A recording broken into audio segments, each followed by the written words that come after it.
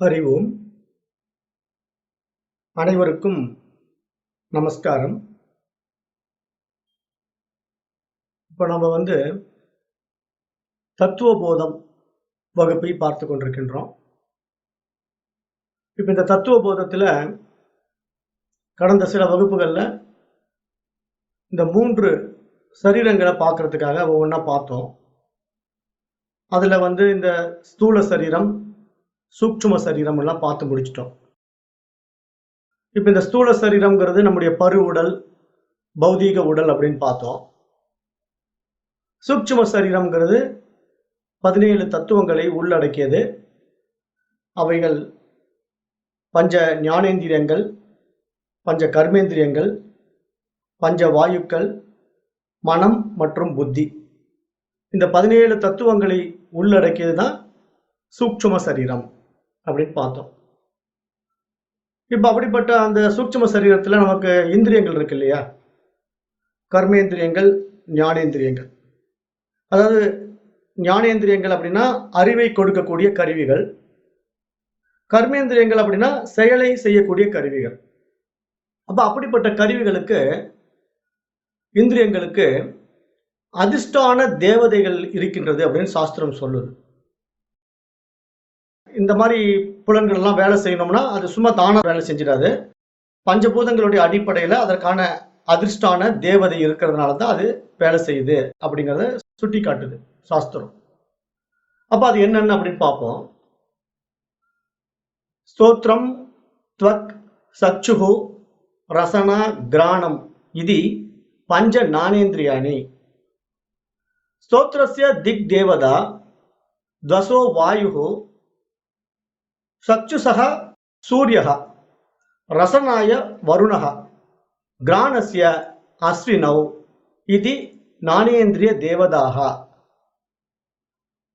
இதுல என்ன சொல்றதுன்னா, ஸ்தோத்ரம் த்வக்கு சச்சு ரசனா கிராணம் 5 கருவிகள், கண்கள், காது, மூக்கு, நாக்கு, தோல் என்ற 5 ஞானேந்திரியங்களை பற்றி சொல்லுது.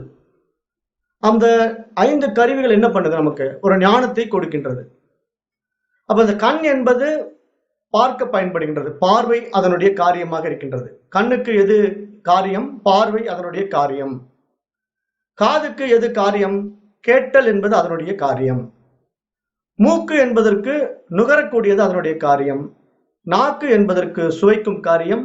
தோல் என்பதற்கு தொடு உணர்ச்சியின் வாயிலாக உணர்கின்ற காரியம். அப்போ இந்த 5 இந்திரியங்களும் 5 விதமான காரியங்களை செய்கின்றன. அது என்னென்ன காரியங்களை செய்கின்றதுன்னா, பார்த்தல், கேட்டல், நுகர்தல், சுவைத்தல், உணர்தல் அப்படிங்கிற காரியங்கள் எல்லாம் செய்யுது. அப்ப இது மாதிரி 5 இந்திரியங்கள் இந்த 5 விதமான காரியங்களை செய்து கொண்டிருக்கின்றன. அப்ப இந்த 5 கருவிகளுக்கும் ஒரு ஆதார தேவதை இருக்கின்றது அப்படின்னு சாஸ்திரம் சொல்லுது. அந்த தேவதைகளை பத்தி என்ன சொல்லுது? ஸ்தோத்ரஸ்ய திக் தேவதாக தசோ வாயுஹு சச்சுசஹ சூரியஹ ரசனாய வருணஹ கிராணஸ்ய அஸ்வினௌ இது ஞானேந்திரிய தேவதாகங்குது. அப்போ இங்க அந்த ஞானேந்திரியத்தினுடைய தேவதைகள் அப்படின்னு பார்க்கும்போது, இப்ப நம்ம பார்க்கின்ற பார்வை இருக்கின்றது இல்லையா? கண்கள் வழியாக இப்ப நம்ம பார்க்கின்ற பார்வை இருக்கின்றது.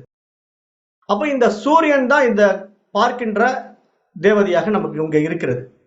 பஞ்சபூத தத்துவங்களுடைய அடிப்படையிலே அந்த ஒளியை தரக்கூடிய, நெருப்பாக இருக்கின்ற வெப்பத்தை தரக்கூடிய சூரியன் தான் கண்ணிற்கு ஆதார தேவதையாக அறிவிக்கப்படுகின்றது. காதுக்கு எல்லா திசைகளினின்றும் சப்தத்தை உள்வாங்குவதனாலே அந்த செவி புலன்களுக்கு ஆதாரமான ஆகாசம் திசைகளினால் அறியப்படுவதனாலே திசைகள், அஷ்டதிக் பாலகர்கள், அஷ்டதிக் தேவதைகள் தான் காதுக்கு தேவதையாக பார்க்கப்படுகின்றது. அப்ப இங்க காதுக்கு தேவதை யாரு? திசைகள். கண்ணுக்கு தேவதை யாரு? சூரியன். அதே மாதிரி மூக்கு நிலத்தின் தாதுக்களின் அம்சமான, நிலத்திலே இருக்கக்கூடிய தாதுக்களுடைய அம்சமான கந்தத்தை, கந்தம்னா இங்க மனம், ஸ்மெல். அப்ப அந்த கந்தத்தை உள்வாங்குவதாலே மூக்கு என்ன பண்ணுதுன்னா, சுவாசம் பண்ணும்போது ஸ்மெல்ல உள்ள வாங்குது இல்லையா? மண் வாசனை வருது இல்ல? மழை பெய்யும் போது மண்ணிலிருந்து ஒரு வாசனை வரும். அப்ப அந்த மண் வாசனை மூக்கு நுகரும். அப்ப அந்த மாதிரி இந்த நிலத்தில் உள்ள தாதுக்களின் அம்சமான மனத்தை, அந்த கந்தத்தை, அந்த வாசனையை உள்வாங்குவதனாலே அதற்கு ஆதார தேவதைகள் அஸ்வினி என்று போற்றப்படுகின்றது. மூக்குக்கு யார் தேவதைன்னா அஸ்வினி தேவதைகள். அஸ்வினி தேவதைகள்லாம் யாருன்னா, அவர்கள்லாம் இந்த சப்த தாதுக்களா இருக்கக்கூடிய அந்த தாதுக்களிலே இருக்கக்கூடிய மருத்துவ தேவதைகளாக பார்க்கப்படுகின்றது. தேவதைகள் அப்படின்னு நம்ம எடுத்துக்கிட்டோம் அப்படின்னா, பஞ்சபூதங்களுடைய அடிப்படையில நமக்கு கையாளக்கூடிய ஒவ்வொன்றும் அங்க தேவதை அம்சமாக தான் பார்க்கிறோம். ஏன்னா இங்க சூரியனும் ஒரு தேவதை தான், வருணன் ஒரு தேவதை தான், வாயு ஒரு தேவதை தான். அந்த மாதிரி தேவதைகள் தான். நீங்க தேவதைகள்னா ஏதோ அப்படியே மேல பயங்கரமான ஒரு சாமி இருக்கும், அதுக்கு ஏதோ பேர் வச்சிருப்பாங்க, அப்படி கற்பனை பண்ணிக்க கூடாது. இங்க சொல்லக்கூடிய தேவதைகள் எல்லாம் பஞ்சபூதங்களுடைய அடிப்படையில் வருகின்ற தேவதைகள். அதனால இது ஒவ்வொன்றும் ஒரு பேர் வச்சிருக்கிறோம். வாயுன்னு ஒரு பேர் வச்சிருக்கோம், வருணன் ஒரு பேர் வச்சிருக்கிறோம், அப்படிங்கிற மாதிரி புரிந்து கொள்ளணும். அப்ப அந்த அடிப்படையில இங்க மூக்குங்கிறதுக்கு ஆதார தேவதை அஸ்வினி தேவதைகளாக பார்க்கப்படுகின்றது. இப்ப நாக்கு நீரின் அம்சமான ரசத்தை உள்வாங்குவதனாலே நாக்குக்கு வருணன் தான் ஆதார தேவதையாக உள்ளது. காரணம் என்ன? வருணன் மலை கடவுளாக நீருக்கு ஆதாரமாக அறியப்படுவதனால இந்த நாக்கு எப்பவுமே அதுல உமிழ்நீர் வந்து கொண்டே இருக்கும், நீர் இருக்கும், நீர் சத்து இருந்து கொண்டே இருக்கும் நாக்குக்கு. அப்புறம் நம்ம உணவை சுவைக்கும் போது அந்த உணவினுடைய சுவையை ரசித்து ருசித்து உண்ணக்கூடிய அந்த உமிழ்நீர் இருப்பதினாலே நம்ம இடத்துல அந்த ரசம் எப்பயுமே நாக்கில் இருந்து கொண்டே இருப்பதினாலே அதற்கு அதிர்ஷ்டான தேவதையாக வருணனை இங்கு சுட்டி காட்டப்படுகின்றது. அப்புறம் தோளாகிய தக்கு, தக்குன்னா தோல் சமஸ்கிருதத்துல. அப்ப தோளாகிய தக்குக்கு காற்றின் குணமாகிய ஸ்பரிசத்தை உள்வாங்குவதனாலே காற்றை ஒரு புருஷ வடிவில் உருவகப்படுத்தி தோலுக்கு ஒரு ஆதார தேவதையாக அறிவிக்கப்படுகின்றது. அப்ப தோல் என்பதற்கு ஆதார தேவதை யார் அப்படின்னா காற்று. அப்ப இது மாதிரி 5 ஞானேந்திரியங்களுக்கும் 5 தேவதைகள் இங்க கூறப்படுகின்றன. யார் யாரு இன்னொரு டைம் பார்த்துருவோம். கண்களுக்கு சூரியன், காதுக்கு திசைகள் திக்பாலகர்கள், மூக்குக்கு அஸ்வினி, நாக்குக்கு வருணன், தோலுக்கு வாயு காற்று. அப்ப இந்த 5 விஷயங்களும் நம்முடைய 5 புலன்களுக்கு தேவதைகளாக இருக்கின்றன. அப்ப இந்த 5 புலன்களும் இவர்கள் தான் பின்னின்று வழி நடத்துகின்றார்கள் அப்படின்னு சாஸ்திரம் சொல்லுது. ஏன்னா இந்த பஞ்சபூதங்களுடைய அடிப்படையில இந்த சூட்சும தேகத்துல இவங்க இருந்து செயல்பட்டாதான் கண்ணு பார்க்கவே செய்யும். அப்புறம் அந்த நாக்கு அப்பதான் சுவைக்கவே செய்யும். ரச தேவதை இருந்தா தான், அந்த வருணன் இருந்தா தான் நாக்கு சுவைக்கவே செய்யும். அப்ப அதனாலதான் இந்த உடல் எப்படிப்பட்டது, பஞ்சபூதங்களுடைய ஒரு கலவை அப்படி நம்ம நன்றாக புரிந்து கொள்ள வேண்டும். அப்ப அந்த அடிப்படையில இப்ப நம்ம 5 இந்திரியங்கள், ஞான இந்திரியங்களுக்கு உண்டான தேவதைகளை பார்த்துட்டோம். இப்ப அடுத்தது சொல்லுது, சோத்ரஸ்ய விசயகா சப்த கிரகணம், ரசோ விசயகா ஸ்பர்ச கிரகணம், சக்ஷுஷோ விசயகா ரூபகிரகணம், ரசனாயா விசயகா ரசகிரகணம், கிராணஸ்ய விசயகா கந்த கிரகணம். அப்ப என்ன சொல்லுதுன்னா இங்க இந்த ஒவ்வொன்றுக்கும் நாக்குக்கு உண்டான தேவதை யாரு, இந்த கண்ணுக்கு உண்டான தேவதை யாரு, அந்த கண்ணுக்கு உண்டான தேவதைகள் இருப்பது மட்டும் இல்லாமல் அந்த கண்ணனுடைய செயல்பாடு என்ன, சச்சு பார்க்கின்ற பார்வை அதுக்கு ஒரு காரியமாக இருக்கின்றது, அதை பற்றி சொல்லுது. கண் என்பது பார்வையாக இருக்கின்றது, காது என்பது கேட்பதாக இருக்கின்றது, மூக்கு என்பது நுகர்தலாக இருக்கின்றது, நாக்கு என்பது சுவைத்தலாக இருக்கின்றது, தோல் என்பது உணர்தலாக இருக்கின்றது. இந்த 5ம் அதனுடைய காரியங்களாக பார்க்கப்படுகின்றது. அடுத்தது கர்மேந்திரங்களுடைய தேவதைகளும் அதன் தொழிலும் அறிமுகப்படுத்தப்படுகின்றது. கர்மேந்திரங்களை பற்றி சொல்லுது. வாக், பாணி, பாத, பாயுஸ்தானி, தி பஞ்ச கர்மேந்திரியாணி. வாசோ தேவதா வக்னிஹி, ஹஸ்தயோர் இந்திரஹா, பாதையோர் விஷ்ணுஹு, பாயோர் மிருத்யுஹு, உபஸ்தஸ்ய பிரஜாபதிஹி, இது கர்மேந்திரிய தேவதாக. இப்ப கர்மேந்திரத்தினுடைய தேவதைகள் யார் யாருன்னு சொல்லுது. மேலும் சொல்லுது, வாசோ விசயகா பாசனம், பாண்யோர் விசயகா வஸ்து கிரகணம், பாதையோர் விசயகா கமனம், பாயோர் விசயகா மனத்தியாக, உபஸ்தஸ்ய விசயகா ஆனந்த இதி அப்படின்னு சொல்லி இங்க கர்மேந்திரங்களை பற்றியும் கர்மேந்திரங்களுடைய தேவதைகளையும் அதனுடைய தொழில்களையும் இங்கு அறிமுகப்படுத்துது இந்த தத்துவ போதம்ங்கிற நூல். இப்ப அப்படி பார்க்கும்போது இப்ப இந்த வாக்கு அல்லது வாய் இருக்கு இல்லையா, அந்த வாக்கு அல்லது வாய்க்கு வந்து யார் அதிஷ்டான தேவதை அப்படின்னா அக்னி. கைகளுக்கு யாருன்னா இந்திரன். கால்களுக்கு விஷ்ணு. எருவாய்க்கு யமன். கருவாய்க்கு பிரம்மன். இவைகளெல்லாம் ஆதார தேவதைகளாக இங்க அறிமுகப்படுத்துகிறது. அப்ப இந்த உடலுடைய செயல்பாடுகளுக்கு சூட்சமாக பின்னாடி இருந்து ஒரு சக்தி இயங்கிக் கொண்டிருக்கின்றது. இந்த ஸ்தூல பரு உடலுக்கு ஒரு சக்தி இயங்கிக் கொண்டிருக்கின்றது. அப்ப அப்படிப்பட்ட இந்த பரு உடல் இயங்க வேண்டும் என்றால் அந்த பரு உடல் வந்து சூட்சம் உடலின் வாயிலாகத்தான் இயங்க முடியும். நம்ம ஏற்கனவே சொல்லிட்டேன். அந்த சூட்சம் உடல் என்பது எப்படிப்பட்டதுன்னா 17 விஷயங்களை உள்ளடக்கியது அப்படின்னு பார்த்தோம். அப்ப அந்த 17 விஷயங்கள்ல இந்த பஞ்சபூதங்கள்ல வரக்கூடிய தேவதைகள் மட்டும் இல்லாமல் இப்ப இந்த விஷ்ணு, யமன், அப்புறம் பிரம்மன் அப்படிங்கிற தேவதைகள் எல்லாம் உள்ள வருது. அப்ப இதைத்தான் நான் நேற்று அந்த படத்துல உங்களுக்கு சுட்டி காட்டினேன். நேற்று வந்து மாதா புவனேஸ்வரியுடைய படத்தை பார்த்தோம் இல்லையா? அப்ப அந்த மாதா புவனேஸ்வரிங்கிற அந்த உருவம் வந்து ஒரு மைண்ட். ஆக்சுவலா அதுதான் வந்து நம்முடைய மைண்டா இருக்கு. அந்த மைண்டுங்கிற தேவதை என்ன மாதிரி இருக்குது? 17 தத்துவங்களை உள்ளடக்கி இருக்கிறது. 5 ஞானேந்திரியங்கள், 5 கர்மேந்திரியங்கள், 5 வாயுக்கள், மனம், புத்தி என்ற 17 தத்துவங்களை உள்ளடக்கியது. அதுக்குண்டான அத்தனை விஷயங்கள் அதுக்குள்ள இருந்தா தான் அந்த மனம் எல்லா காரியத்தையும் செய்ய முடியும். மனம்ங்கிற சூட்சம வடிவமாக இருக்கக்கூடிய அது வந்து இந்த புலன்கள் வழியாக ஒவ்வொன்றையும் உள்வாங்க முடியும். கண்கள் வழியாக ஒன்றை பார்த்து அது இன்னதுன்னு தெரிந்து கொண்டு அதை பற்றி ஒரு அனுபவத்தை இந்த மனசு அடையும். காது வழியா ஒரு விஷயத்தை கேட்டு அதை பற்றி ஒரு புரிதல் இந்த மனசு அடையும். அதே மாதிரி நாக்கு வழியா ஒரு சுவையை சுவைத்து அது இனிப்பா, கசப்பா, புளிப்பா அப்படின்னு அந்த சுவையை பற்றி ஒரு தன்மையை இந்த மனசு அறியும். அப்ப இந்த மனசு இத்தனை விஷயங்களும் அறிவதற்கான ஒரு ஆதாரமான விஷயமாக இந்த புலன்களும் இந்த இந்திரியங்களும் இருக்கின்றன. கர்மேந்திரியங்களும் ஞானேந்திரியங்களும் இருக்கின்றன. அது மட்டும் இல்லை, இந்த கர்மேந்திரியங்களும் ஞானேந்திரியங்களும் செயல்படுவதற்கான செயல் கருவியாக 5 வாயுக்களும் இருக்கின்றனங்கிறது நம்ம பார்த்தோம். அதோடு சேர்ந்துதான் இந்த மனமும் புத்தியும் சேர்ந்து இந்த சூட்சம் தேகியாகிய மனம் வந்து நமக்கு இப்படி எல்லாம் வேலை செய்யுது அப்படிங்கிறத ஒரு ஆழமான விஷயத்தை இந்த நூல் நமக்கு சுட்டி காட்டுது.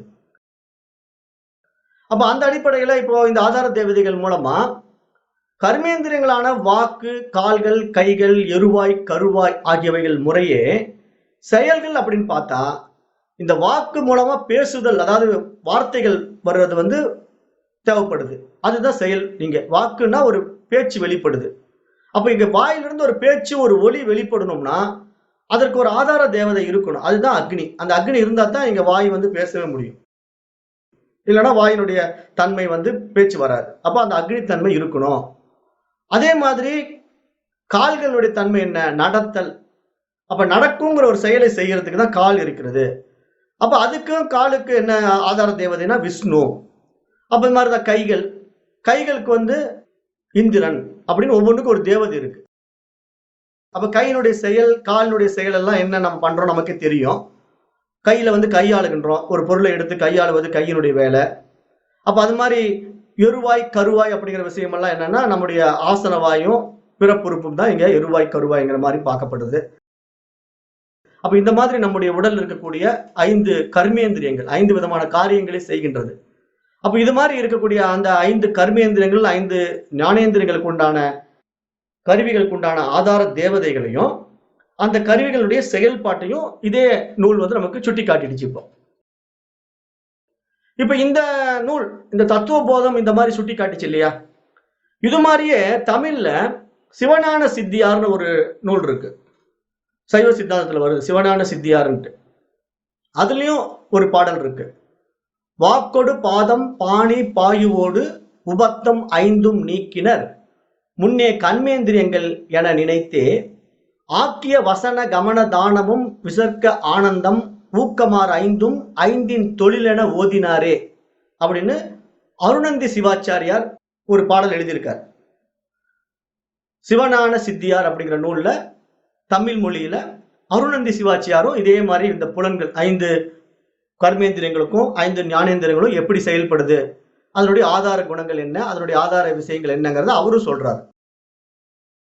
அப்ப இது மாதிரி எல்லா மகான்களும் இப்ப இந்த உடல் வந்து இந்த ஸ்தூல உடலுடைய காரணம் வந்து சூட்சமம் தான் அப்படிங்கறத தெரிந்து வைத்திருக்கிறதுனால அதை பற்றி ஒரு தெளிவை நமக்கு கொடுத்திருக்கிறார்கள். அந்த காலத்திலே கொடுத்திருக்கிறார்கள். அப்ப அதனால இந்த ஸ்தூல உடல் இயங்க வேண்டும் என்றால் அதற்கு சூட்சம உடல் இருந்தாக வேண்டும். இந்த சூட்சம உடலும் ஸ்தூல உடலும் இயங்க வேண்டும் என்றால் அதற்கு காரண உடல் இருந்தாக வேண்டும். அப்ப இந்த மூன்றும் சேர்ந்துதான் ஒரு மனிதன் செயல்பட்டு கொண்டிருக்கின்றான்ங்கிற அடிப்படை உண்மையை நாம தெரிந்து கொள்ள வேண்டும். அப்ப அந்த அடிப்படையில இந்த பஞ்சபூதங்களின் எல்லா ஆதார குணங்களின் இந்த ராஜச அம்சம் இருக்கு இல்லையா, பிரபஞ்சம் படைக்கும் போது 3 குணங்கள் வெளிப்பட்டன அப்படின்னு நம்ம பார்த்தோம். சாஸ்திரம் என்ன சொல்லுது, இந்த பிரபஞ்ச படைப்பு அப்படின்னு பேசும்போது அதுல 3 குணங்கள் வெளிப்பட்டன. சத்துவ குணம், ரஜோகுணம், தமோ குணம் என்று பார்த்தோம். அப்போ அந்த மாதிரி பார்க்கும்போது இங்க ரஜோகுண அம்சத்திலே சமஷ்டி தத்துவத்திலே இருந்து தோன்றியவைகள் தான் பிராணங்கள் அப்படின்னு புரிந்து கொள்ளணும். இப்ப நம்ம இடத்துல இருக்கக்கூடிய அந்த பிராணன் எந்த அம்சத்துல வெளிப்பட்டதுன்னா ராஜச அம்சத்தினுடைய தொகுப்புல சமஷ்டி தத்துவத்தில. ஏன்னா இங்க நமக்கு சமஷ்டி விஎஸ்டி அப்படிங்கிற 2 விஷயம் இருக்கு. இந்த ஒட்டுமொத்த பிரபஞ்சமும் சமஷ்டியா பாக்குறோம், தனித்த நம்ம விஎஸ்டியா பாக்குறோம். இந்த சமஷ்டி விஎஸ்டிங்கிற வார்த்தை சமஸ்கிருத வார்த்தை. இப்ப நம்ம ஏற்கனவே இதை நம்ம மேலோட்டமா உங்களுக்கு சொல்லிட்டேன். சமஷ்டி அப்படின்னா இந்த ஒட்டுமொத்த பிரபஞ்சம், விஎஸ்டி என்றால் தனித்த பிரபஞ்சம். தனித்த நான் மட்டும் ஒரு கூறு, இந்த பிரபஞ்சத்திலே நான் ஒரு தனித்த ஒரு கூறு. விஎஸ்டி என்றால். சமஷ்டி என்றால் இந்த ஒட்டுமொத்த பிரபஞ்சம் எல்லாம் ஒன்று சேர்ந்தது. நீங்க, நானு, இந்த புழு, பூச்சி, பல்லி, மிருகங்கள், பறவைகள், தாவரங்கள்ங்கிற எத்தனை விஷயங்கள், நாம மட்டும் இல்லை, இந்த பூமியில் இருக்கிற அம்சங்கள் மட்டுமல்ல, இந்த மற்ற கோள்கள், சூரியன், சந்திரன் அப்படிங்கிற எல்லாமே, இந்த ஹோல் யூனிவர்சல், இந்த மொத்த பிரபஞ்சமே சமஷ்டி தத்துவத்தில் இருக்கிறது. அப்ப அப்படிப்பட்ட சமஷ்டி தத்துவத்திலே ராஜச அம்சத்திலே இருந்து வெளிப்பட்டவைதான் இந்த பிராணங்கள். இந்த பிராணங்கள் உண்மையிலேயே 10 பிராணங்கள் இருக்கு. ஆனா அது பிரதானமாக நம்ம 5 பிராணங்களுக்குள்ளேயே அடக்கிக்கிறோம். 5 போதும் அப்படின்ட்டு. ஏன்னா இந்த பிராணங்களை பிரிச்சு கையாளுவது அதனுடைய செயல் விளைவுகளுக்காக அந்தந்த இடத்துல ஒரு பேர் வச்சிருக்கிறோம். ஒட்டுமொத்தமா பாத்தீங்கன்னா ஒரே ஒரு பிராணன் தான். அந்த பிராணங்கிறது ஒரு வாயு. அந்த வாயு ஒவ்வொரு இடத்துக்கு போகும்போது ஒவ்வொரு பெயரை பெறுகின்றது. காரணம் என்னன்னா அதனுடைய செயல் விளைவுகளால, அது செய்யக்கூடிய காரியத்தினால, அந்த இயக்கத்தை சார்ந்து பிராணன் என்ன பண்ணுது, ஒவ்வொரு பெயரை பெறுகின்றது. அப்ப அப்படி பார்க்கும்போது ஒரு 5 வகையான பிராணன் எடுத்துக்கிட்டோம் அப்படின்னா, பிராணன், அபானன், உதானன், சமானன், வியானன் அப்படிங்கிற 5 பிராணன்களை இப்ப நம்ம எடுத்து பார்க்கிறோம். இப்ப இந்த 5 விதமான வாயுக்கள் எப்படி செயல்படுது அப்படின்னு பார்த்தா 10 விதமாக பகுக்கப்படுது. அது நம்ம பின்னாடி ஒவ்வொன்றா பார்க்க போறோம். இப்படி அதுல விரிவு வரும். இப்ப இதுல பிராணன்னா என்னன்னா மேல் நோக்கிய இயக்கம் அப்படின்னு சொல்லலாம். மேல் நோக்கிய இயக்கம் அப்படின்னு எப்படி சொல்லலாம்னா, மூச்சு காற்றானது உள்ளே போகுது இல்லையா, மூச்சு காற்றானது உள்ளே போச்சுன்னா அதுக்கு பேரு பிராணன் அப்படின்னு பேரு. அது வெளி செல்லும் போது, அதாவது கீழ் நோக்கி இயக்கம் அப்படின்னு சொல்ல போறோம். மேல் நோக்கி இயக்கம் பிராணன், கீழ் நோக்கி இயக்கம் அபானன். கீழ் நோக்கி இயக்கம்னா என்ன, மூச்சு வெளியே வருது, மூக்கில இருந்து மூச்சு காற்று வெளியே வருது. அப்படி வெளியே வரும்போது அதுக்கு பெயர் அபானன் அப்படின்னு பேரை மாத்திக்கிறோம். இப்ப உண்மையிலே பாத்தீங்கன்னா ஒரே பிராணன் தான் உள்ள போய் வெளியே வந்துட்டு இருக்குது. ஆனா இங்க சாஸ்திரம் என்ன சொல்லுதுன்னா, அது உள்ள போகும்போது ஒரு நிலையில போகுது, வெளியே வரும்போது ஒரு நிலையில வருதுங்கிறதுனால அதற்கு வேறு ஒரு பெயரை கொடுத்து அழைக்கிறது. சயின்ஸும் அப்படித்தானே சொல்லுது. இப்ப உள்ள போகும்போது அதுக்கு பேர் என்ன வைக்குது, ஆக்சிஜன் அப்படிங்குது. வெளியே வரும்போது என்ன பேர் வைக்குது, கார்பன் டை ஆக்சைடு அப்படிங்குது. சயின்ஸும் அப்படித்தானே பிரிச்சு வைக்குது. அப்ப அந்த மாதிரி இப்போ உள்ள போகும்போது ஒரு காற்று, வெளியே வரும்போது ஒரு காற்று. அப்ப அது மாதிரி இங்க உள்ள போகும்போது பிராணன், வெளியே வரும்போது அபானன் அப்படின்னு சொல்லுது. அப்புறம் இந்த உடம்பு பூரா, உடலில் எல்லா பக்கங்களிலும் இயங்கக்கூடிய தன்மை உள்ளதுக்கு வியானன் அப்படின்னு பேரு.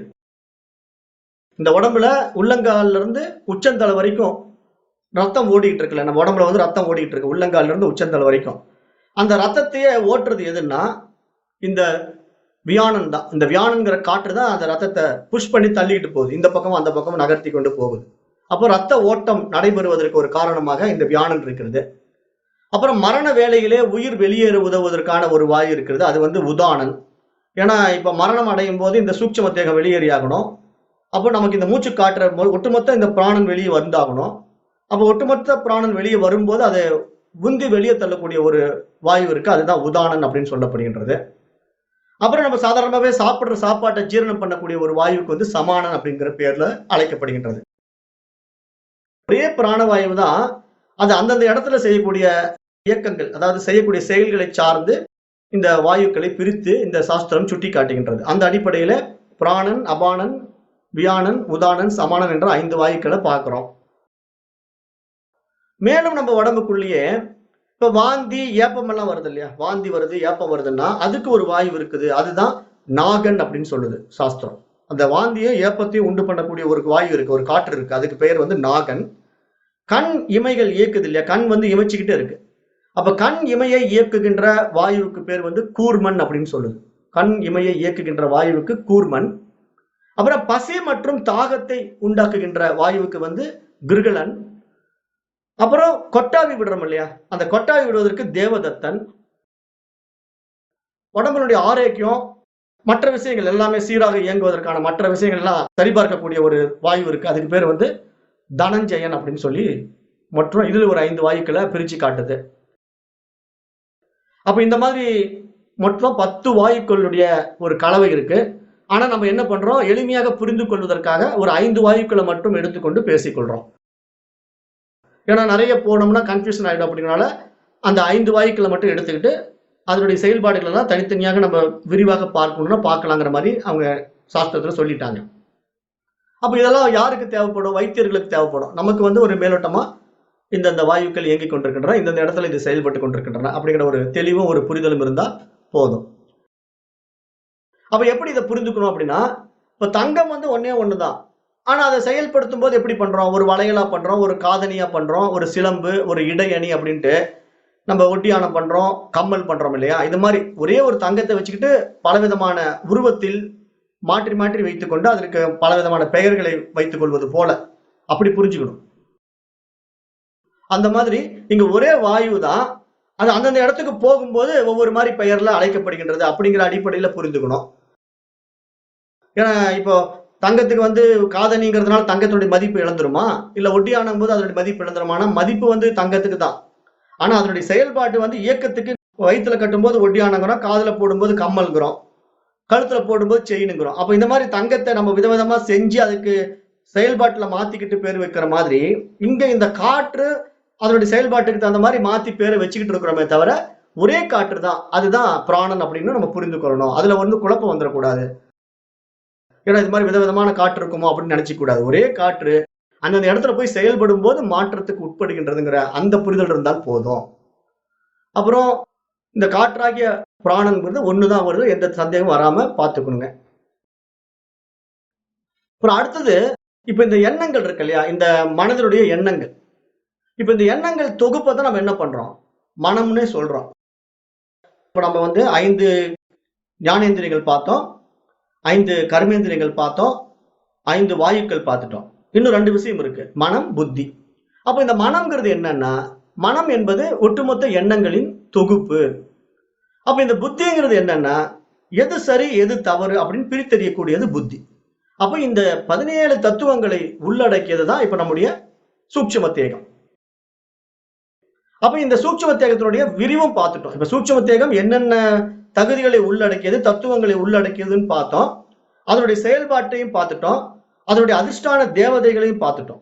அப்ப இதெல்லாம் நம்ம பார்த்ததுனால இப்ப சூட்சும தேகம்ங்கிறது நம்ம நினைக்கிற மாதிரி ஒரு சாதாரண விஷயம் அல்ல, அது ஒரு மிகப்பெரிய விஷயமாக பார்க்கப்படுகின்றது. அப்ப அந்த தேகத்திலிருந்து தான் இந்த பரு உடல், இந்த ஸ்தூல உடல் வந்திருக்கின்றது அப்படிங்கறத நம்ம புரிந்து கொள்ளணும். அப்ப இந்த மனம்ங்கிற ஒரு விஷயத்துல பார்க்கும்போது இப்ப இந்த எண்ணங்களின் தொகுப்பு தான் மனம்னாலும், இந்த மனதில் சிந்திக்கக்கூடிய சங்கல்பங்கள், அந்த சம்ஸ்காரங்களும் எங்க திருப்பி போய் பதிவாகுது, அது சித்தம்ங்கிற ஒரு விஷயத்துல போய் பதிவாகுது. அந்த மனதனுடைய அடுத்த பரிமாணமே நம்ம என்ன பண்ணிருக்கோம், மனம், புத்தி, சித்தம், அகங்காரம், அப்புறம் உள்ளம் அப்படிங்கிற நிலைக்கு நம்ம மனதை மேலும் விரிவுபடுத்துறோம். அப்ப சித்தம்ங்கிற ஒரு விஷயத்துக்குள்ள போய் திருப்பி அந்த எதுன்னு தெரிந்து கொள்வதற்கான ஒரு தகுதி என்னிடத்துல இருக்கிறது, அதை அறிந்து கொள்வன் நான் தான் அப்படின்னு மனசு முடிவு பண்ணும்போது அந்த மனதிலிருந்து ஒரு விஷயம் வெளிப்படுது, அதுதான் நான் அப்படிங்கிற ஒரு அகங்காரம், நான் அப்படிங்கிற ஒரு ஈகோ மனதிலிருந்து வெளிப்படுது, அதுதான் அகங்காரம் சொல்றோம். ஏன்னா மனம், புத்தி, சித்தம், அகங்காரம்ங்கிற நான் அடிப்படையில இத்தனை விஷயங்களை உள்ளடக்கியதுதான் இந்த 19 தத்துவங்களை உள்ளடக்கிய மனம் அப்படின்னு சொல்லலாம். கூட உள்ளத்தையும் சேர்த்துக்கிட்டா 20 தத்துவங்களை உள்ளடக்கியதுதான் இந்த சூட்சும சரீரம் அப்படின்னு சொல்லலாம். அப்ப இப்ப நம்ம சூட்சும சரீரத்தை பற்றி ஒரு தெளிவுக்கு வந்துட்டோம். அப்போ இந்த சூட்சும சரீரமும் ஸ்தூல சரீரமும் எங்கிருந்து வந்தது அப்படின்னு பார்த்தா காரண சரீரத்திலிருந்து வந்தது. இப்ப நம்ம இன்னைக்கு காரண சரீரத்தை பார்ப்போம். இப்ப இந்த தத்துவ போதம் என்ன சொல்லுதுன்னா, காரண சரீரம் கிம் அப்படின்னு ஒரு கேள்வி கேட்குது. காரண சரீரம் என்றால் என்ன அப்படின்னு ஒரு கேள்வி கேட்குது. காரண சரீரம்னா என்னன்னா, ஸ்தூல மற்றும் சூட்சும சரீரங்கள் இரண்டுக்கும் எது காரணமாக இருக்கின்றதோ அதுதான் காரண சரீரம் அப்படின்னு நம்ம புரிந்து கொள்ளணும். இப்ப இந்த தத்துவபோதம் நூல் சொல்லுது, அனிர்வாச்சியானாத்திய வித்யா ரூபம் சரீர துவயஸ்ய காரண மாத்திரம் ஸ்வத் சரூபாஜ் ஞானம் நிர்விகல்பக ரூபம் யதஸ்தி தத் காரண சரீரம் அப்படின்னு சொல்லுது. அப்ப இங்க என்ன அது மேலும் விளக்குது அப்படின்னு நம்ம பார்ப்போம். இப்போ பஞ்சபூதங்களால் ஆன இந்த ஸ்தூல சரீரம் இருக்கு இல்லையா, நாம் அனுபவித்துக் கொண்டிருக்கின்ற இந்த பரு உடல். அப்ப இந்த ஸ்தூல பஞ்சபூதங்கள் எப்படி நமக்கு வந்தது? அது ஏற்கனவே அபஞ்சீகர நிலையில் இருக்கக்கூடிய சூக்ஷ்ம பஞ்சபூதங்கள் இருந்துதான் அந்த ஸ்தூல பஞ்சபூதங்கள் நமக்கு வந்தது. அப்ப அந்த அபஞ்சீகர நிலையில இருக்கக்கூடிய சூக்ஷ்ம பஞ்சபூதங்களை உள்ள வைத்திருப்பதுதான் சூக்ஷ்ம சரீரம். அந்த சூக்ஷ்ம சரீரம் உருவத்துக்கு வரல, அது கண்ணுக்கு தெரியாம ஒரு அணுவா இருக்குது. அப்ப கண்ணுக்கு தெரியாம அணுவா இருக்கக்கூடிய அந்த சூக்ஷ்ம சரீரத்திலிருந்து தான் இப்ப நான் எப்படிப்பட்ட வடிவத்தை எடுக்கணும், மிருகமா பிறக்கணுமா, பறவையா பிறக்கணுமா, மனிதனா பிறக்கணுமா அப்படிங்கிற அந்த முடிவை எடுக்கும் போது அதற்குண்டான ஒரு தீர்மானத்தை அந்த சூக்ஷ்ம சரீரம் முடிவு செய்துதான் வெளிப்படுத்த போகுது. அப்படி வெளிப்படுத்தும் போதுதான் எனக்கு பருவுடல் கிடைக்குது. அப்படி பருவுடல் கிடைக்கும் போது எடுத்த உடனே எனக்கு இந்த மாதிரி ஒரு கண்ணு, காது, மூக்கு இப்படி எல்லாம் கிடைச்சிடுச்சான்னா இல்ல. ஃபர்ஸ்ட் நான் ஒரு அணுவா தான் இருக்கிறேன். அப்புறம் அந்த அணு ஒரு உயிரணுவா அப்பா கிட்ட இருந்து கிளம்பி அது அம்மாவுடைய கர்ப்பத்துக்குள்ள போய் அது ஒரு சின்ன பிண்டமாக மாறி அப்புறம் அப்படியே கொஞ்சம் கொஞ்சமா அந்த உடல் உணவினால் வளர்ந்து அப்புறம் அது வெளியே வரும்போதுதான் அதுக்கு கண்ணு, காது, மூக்கு அப்படிங்கிற புலன்கள் எல்லாம் கிடைக்குது. அப்புறம் 5 ஞானேந்திரியங்கள் கிடைக்குது, 5 கர்மேந்திரியங்கள் கிடைக்குது. அப்புறம் அது வெளியே வந்த பிறகுதான் பிராணன் கிடைக்குது. 5 விதமான பிராணன்கள் அதுக்கு செயல்பாட்டுக்கு வந்துடுது. அதுக்கப்புறம் தான் அதுக்கு என்ன மனம், புத்தி எல்லாம் டெவலப் ஆகுது. ஏன்னா அந்த ஸ்தூல உடல்ங்கிறது ஒரு ப்ராசஸ்ல இருந்து இப்படி டெவலப் ஆகி வருது. அதுக்கு ஒரு 10 மாசம் டைம் எடுத்துக்குது. அந்த உடல் டெவலப் ஆகிறதுக்கான ஒரு வளர்ச்சிக்கான ஒரு இடமாக தாயினுடைய கர்ப்பப்பையை பயன்படுத்திக்குது. அப்படி பயன்படுத்தி ஒரு 10 மாத கருவா வெளியே குழந்தையா வந்துருது. அப்ப அந்த மாதிரி அது வருவதற்கு முன்னாடி அதனுடைய உண்மை நிலை என்னன்னா ஒரு சூட்சும நிலை இருக்கு, கண்ணுக்கு தெரியாத ஒரு அணுவா இருக்கு. அப்படி இருக்கக்கூடிய அது எந்த பஞ்சபூதத்தினுடைய தன்மையில் இருக்குன்னா அபஞ்சீகர நிலையிலே, அதாவது இந்த பஞ்சபூதங்களோட தொடர்பு இல்லாம சூக்ஷ்ம பஞ்சபூதங்களோட நிலையில அது இருக்குது. அதனாலதான் அது சூக்ஷ்மமா இருக்குது. அப்புறம் அது ஸ்தூலத்துக்கு வரும்போது இந்த புற பஞ்சபூதங்கள் நம்ம கையாள கொண்டிருக்கிற பஞ்சபூதங்களோட பஞ்சீகரணம் செய்யப்பட்ட பஞ்சபூதங்களோட சேர்ந்துடுது. அப்படி சேர்றதுனாலதான் இந்த உடல் இயங்க ஆரம்பிக்குது. அதனால இப்படிப்பட்ட ஒரு இயக்கத்துக்குள்ள வந்ததுனாலதான் நமக்கு எல்லாமே செயல்பாட்டுல இருந்து இந்த உடல் இயங்கிக் கொண்டிருக்கின்றதுங்கிற அடிப்படை விஷயத்தை நமக்கு புரிந்து கொள்ளணும். அப்ப இந்த ஸ்தூல பஞ்சபூதங்கள் சூக்ஷ்ம பஞ்சபூதங்களில் இருந்து வந்தது. இந்த சூக்ஷ்ம பஞ்சபூதங்களின் மூலமாக நமக்கு மனம் கிடைத்து விட்டது அப்படின்னு நம்ம புரிந்து கொள்ளணும். ஏன்னா இந்த சூக்ஷ்ம பஞ்சபூதங்கள் மூலமா தான் இந்த மனம் நமக்கு கிடைச்சது. ஆனா மனம் தனியா கிடைக்கல, அது கூடவே கொண்டு வருது. என்னென்ன கொண்டு வருது? 5 ஞானேந்திரங்கள், 5 கர்மேந்திரங்கள், 5 வாயுக்கள் எல்லாம் தூக்கிட்டு வருது கூட. தனியா மனம் வர்றதில்லை. மனம், புத்திங்கிற விஷயம் இத்தனை விஷயங்களை உட்படுத்தி கொண்டு வருது. அப்ப அதனாலதான் நம்ம தெளிவா இருக்கணும். மனம்ங்கிறது நம்ம நினைக்கிற மாதிரி ஒரு சாதாரண விஷயம் அல்ல, அது ஒரு மிகப்பெரிய விஷயமாக பார்க்கப்படுகின்றது. அப்ப இத்தனை அதிஷ்டான தேவதைகளை உள்ள வச்சுக்கிட்டு இருக்குது. அப்ப இந்த இந்திரியங்களை வச்சுக்கிட்டு தான் இந்த மனம் செயல்பட்டு கொண்டிருக்கிறது. அப்ப இந்திரியத்துக்கும் மனத்துக்கும் தொடர்பு இருக்கிறது. மனம் எப்படி அறிந்து கொள்ள முடிகிறது? இந்த உடல் வழியாக இந்திரியங்களின் மூலமாகத்தான் ஒவ்வொன்றையும் புரிந்து கொள்ளும். இப்ப கண்களால் ஒன்ன பார்த்த உடனே இது புத்தகம் அப்படின்னு எப்படி மனசுக்கு தெரியும்? கண்ணுங்கிற ஒரு பொருள் வழியா காட்சி வெளிப்படுவதனால்தான் அது என்னன்னு அதுக்கு தெரிந்து கொள்ள முடியும். நாக்குல ஒரு சுவையை சுவைச்சு பார்க்கும், அது இனிப்பா, கசப்பா, துவர்ப்பா அப்படின்னு எப்படி தெரியும்? அப்ப இந்த மாதிரி ஒவ்வொன்றும் அந்த சுவை அனுபவம், அந்த பார்வை அனுபவம்ங்கிறது எல்லாமே அந்த இந்திரியங்களுக்கு எப்படி கிடைக்குதுன்னா அந்த உள்ள இருக்கிற அதிஷ்டான தேவதைகளுடைய அடிப்படையில கிடைத்து அதை இந்த மனம் அனுபவமாக்கி தனக்கான ஒரு வடிவத்தை வைத்துக் கொள்கிறது, தனக்கான ஒரு விஷயத்தை சேகரித்து வைத்துக் கொள்கிறது. இது இப்படித்தான் தெளிவுபடுத்தி புத்தி சக்தியினால பகுத்தறிந்து அது ஒரு அனுபவத்துல வச்சுட்டு இருக்கோம். அதுதான் அது வெளிப்படுத்தும், சித்தத்துல சேகரித்து வைத்திருக்கோம். அதனாலதான் நீங்க சாப்பிடும்போது புளிப்பு சுவை போன உடனே இது புளிப்புங்கிறீங்க, கசப்பு சுவை போன உடனே இந்த கசப்புன்னு சொல்ல முடியுது. அந்த அனுபவம் இல்லைன்னா இப்ப எப்படி நீங்க கசப்பு சாப்பிட்ட உடனே அது கசப்புன்னு சொல்ல முடியும்? இனிப்பு சாப்பிடுறது இனிப்புன்னு எப்படி சொல்ல முடியும்? அப்ப ஏற்கனவே அந்த இனிப்பை சாப்பிட்ட அனுபவம் இருப்பதனால அது இனிப்புன்னு உங்களால உடனே உணர முடியும். அந்த நாக்கினுடைய ரசத்தினுடைய சுவையில அது இனிப்பு சுவை தான் உணர முடியும். கண்கள் வழியாகவும் அப்படித்தான். நீங்க ஒரு காட்சியை பாக்குறீங்க, இது தென்னை மரம், இது வாழை மரம்ங்கிறது ஏற்கனவே பதிவு பண்ணி வச்சுக்குது, மனசு சித்தத்துல சேகரிச்சு வச்சுக்குது. அடுத்த முறை நீங்க அதை பார்த்த உடனே இதுதான் தென்னை மரம், இதுதான் வாழை மரம்னு கரெக்டா ஐடென்டிஃபை பண்ணி அண்டர்ஸ்டாண்ட் பண்ணிக்குது. அப்ப இந்த புரிதல், இந்த புத்தி சக்தி மனதனுடைய ஒரு உயர் பரிமாணமாக பார்க்கப்படுகின்றது. அப்ப அப்படிப்பட்ட இந்த மனம் வந்து ஒரு மிகப்பெரிய விஷயமாக இருக்கு. அப்படிப்பட்ட இந்த மனதை கையாள்ற விஷயத்துல தான் இந்த பருவுடலையும் நம்ம கையாள முடியும் அப்படிங்கிற ரகசியத்தை தான் மகான்கள் நமக்கு சுட்டி காட்டிக்கிட்டே இருக்கிறாங்க. ஏன்னா இங்க உட்காந்துட்டு நம்ம தியானம் பண்றோம், மனதை ஒருநிலைப்படுத்துவதற்கான என்னென்னமோ முயற்சிகள் செய்றோம். ஆனா இதெல்லாம் ஒரு குருட்டுத்தனமா செய்யாம, அதாவது எதற்காக செய்கின்றோம்? மனம்னா என்ன? அப்படின்னு தெரியாம செய்வதற்கும், அந்த மனதை பற்றி தெரிந்து கொண்டு செய்வதற்கும் நிறைய வித்தியாசங்கள் இருக்கிறது. அப்ப அதுக்கு தான் நம்ம மனதை பத்தி இவ்வளவு தூரம் பேசுறோம். அதுக்கு தான் இந்த மாரி சாஸ்திரங்கள் எல்லாம் படிக்கணும்னு சொல்றோம். ஏன்னா மனம் பற்றி ஒண்ணுமே தெரியாம, நான் மனதை கையாளுகின்றேன், மனதை அடக்கப் போறேன், நிக்கிரகம் பண்றேன், மனோ நிக்கிரகம் பண்றேன் அப்படின்லாம் சொல்லிட்டு இருந்தோம்னா பயன்படாது. அதனால புரிதலோடு செய்யணுங்கிறது எங்க சாஸ்திரம் சுட்டிக்காட்டுது. அப்போ சூக்ஷ்ம பஞ்சபூதங்கள் எதிலிருந்து வந்தது? இப்ப இந்த ஸ்தூல பஞ்சபூதம் வந்து சூக்ஷ்ம பஞ்சபூதத்திலிருந்து வந்தது. அப்ப சூக்ஷ்ம பஞ்சபூதங்கள் எதிலிருந்து வந்தது அப்படின்னா, சாஸ்திரம் என்ன சொல்லுதுன்னா, காரண சரீரத்திலிருந்து வந்தது அப்படின்னு சொல்லுது. அப்ப காரண சரீரத்தில் இருந்துதான் இந்த சூக்ஷ்ம பஞ்சபூதங்களும், ஸ்தூல பஞ்சபூதங்களும் வெளிப்பட்டன. 2மே அப்படித்தான் வருது. அவ சூக்ஷ்மம் ஃபர்ஸ்ட் வந்து, அதுக்கப்புறம் ஸ்தூல பஞ்சபூதங்களாக மாறியது. பஞ்சீகரணத்துக்கு அப்புறம் அது ஸ்தூல பஞ்சபூதமாக மாறியது அப்படிங்கறத நம்ம தெரிந்து கொள்ளணும். அப்போ இப்ப நம்ம ஒவ்வொருத்தருமே இப்ப நம்ம இருக்கக்கூடிய இந்த பரு உடல் வந்து எதை சார்ந்திருக்கிறது? மனோ உடலை சார்ந்திருக்கிறது. உள்ள இருக்கக்கூடிய சூக்ஷ்ம உடலை சார்ந்திருக்கிறது. அப்ப அந்த மனமும் இந்த உடலும் இயங்குவதற்கு எதை சார்ந்திருக்கிறது? அந்த காரண உடலை சார்ந்திருக்கிறது. அப்ப அந்த காரண உடலை பத்தி தான் இப்ப நம்ம பேசுறோம். காரண சரீரம் என்றால் என்ன? இப்ப இந்த காரண சரீரத்தை பத்தி சாஸ்திரம் என்ன சொல்லுதுன்னா, அதனுடைய பாஷையில அனிர்வச்சனீயம் அப்படிங்குது. அனிர்வச்சனீயம்னா அதை வார்த்தைகளால் விளக்க முடியாது. அது ஒரு அனாதி. அது எப்ப தோன்றியது, எப்போ அது இல்லாம போகுங்கிறத யாராலும் சொல்லவே முடியாது. ஏன்னா அதனுடைய தொடக்கமும் அதனுடைய முடிவும் தெரிந்து விட்டா பிறவிக்கே வேலை இல்லை. இப்ப நம்ம வந்து இந்த பிறவி நான் ஏன் எடுக்க வேண்டிய கட்டாயம் இருக்குன்னு ஒரு கேள்வி நீங்க எழுப்பி பாருங்களேன். இப்போ சாஸ்திரம் என்ன சொல்லுது? கர்ம வினையின் அடிப்படையில் தான் உடல் கிடைக்கிறதுன்னு சாஸ்திரம் சொல்லுது.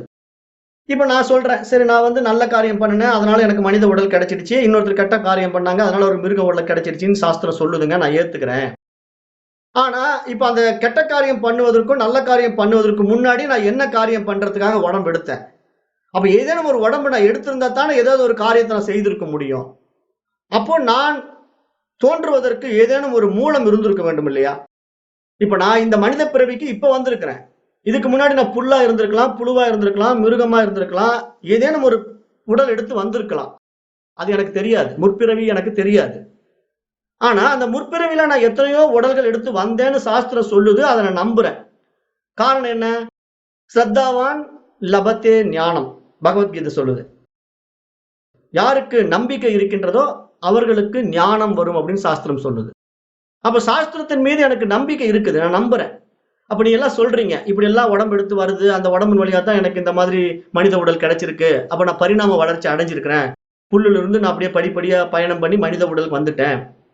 ஆனா நான் புல்லா இருந்தப்ப என்ன பாவம் பண்ணுனேன்?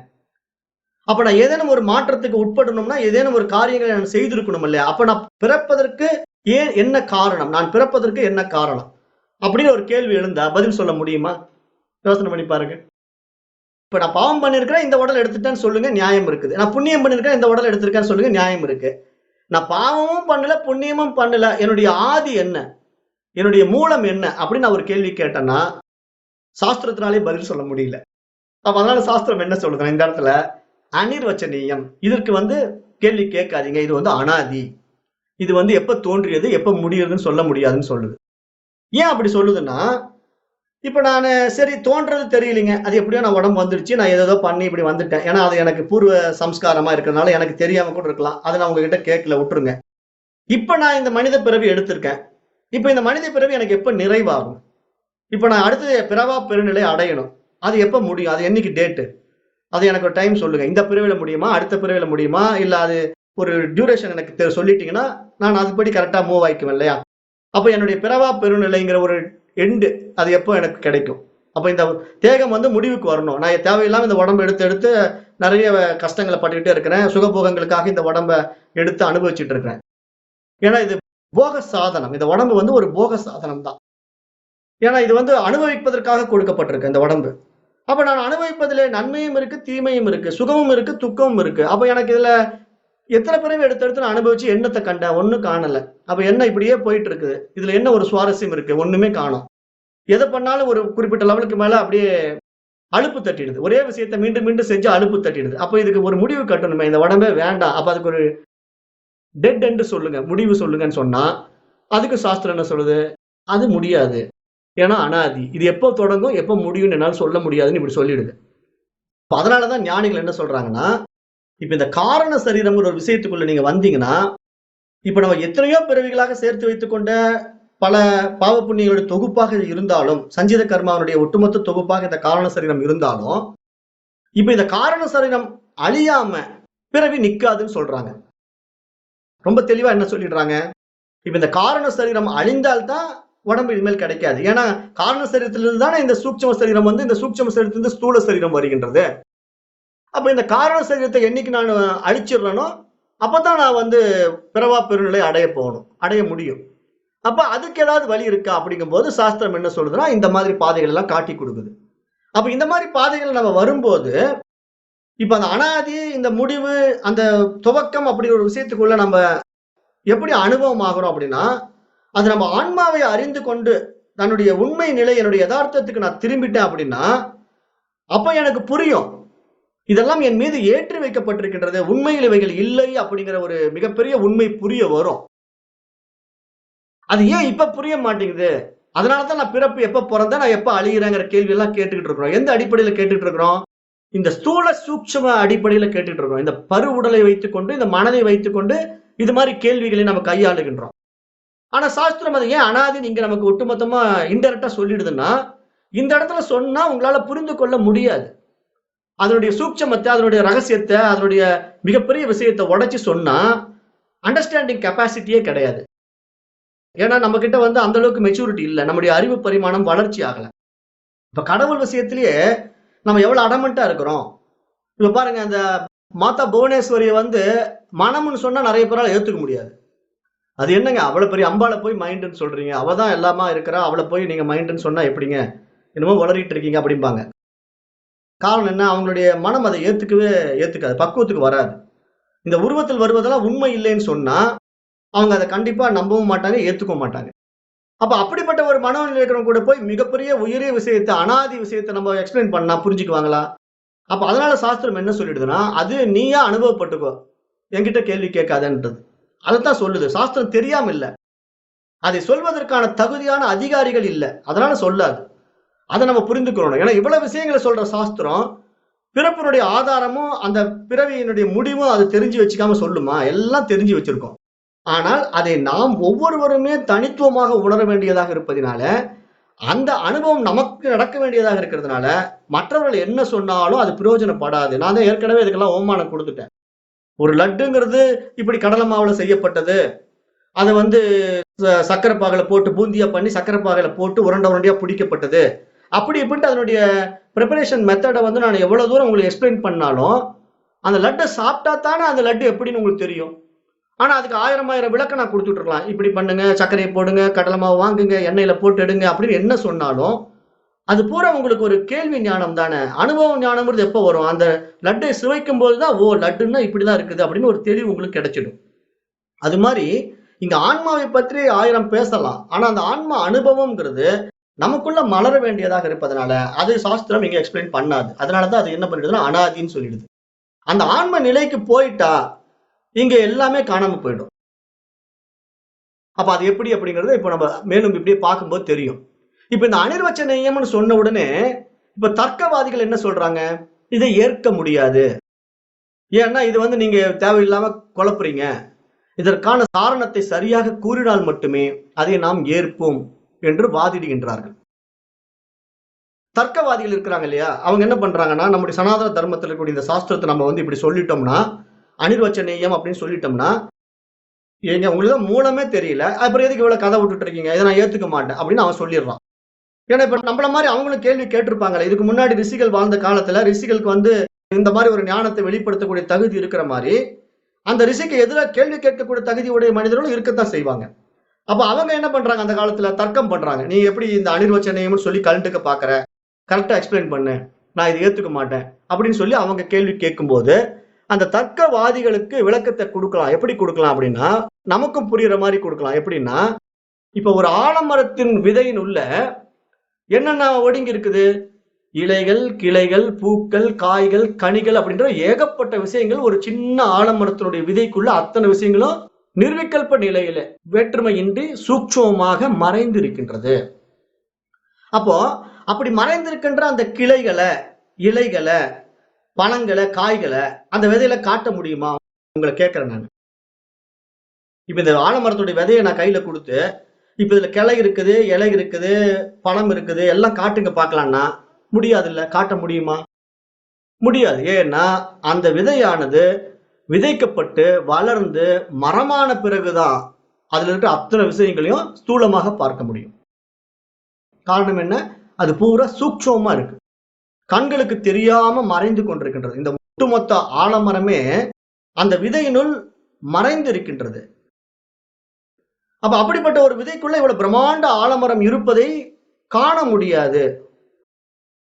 அது போல இந்த ஸ்தூல சூட்சும சரீரங்கள் தோன்றுவதற்கு முன்பு அதனுடைய இருப்பு தன்மை இருக்கின்றது இல்லையா, அது காரணத்தேகத்திலே ஒடுங்கி இருக்கிறது. எப்படி ஒரு ஆலமரத்தினுடைய விதை கடுகளவு ஒளிந்து கொண்டிருக்கின்றதோ, ஒரு கடுகளவு விதையிலே ஒளிந்து கொண்டிருக்கின்றதோ, அந்த ஆலமரத்தினுடைய அவ்வளவு பிரம்மாண்ட உருவம் ஒரு கடுகளவு விதையிலே ஒளிந்து கொண்டிருக்கின்றதோ, அது போல இந்த ஸ்தூல உடலும் சூட்சும உடலும் அந்த காரண சரீரத்திலே ஒளிந்து கொண்டிருக்கின்றது.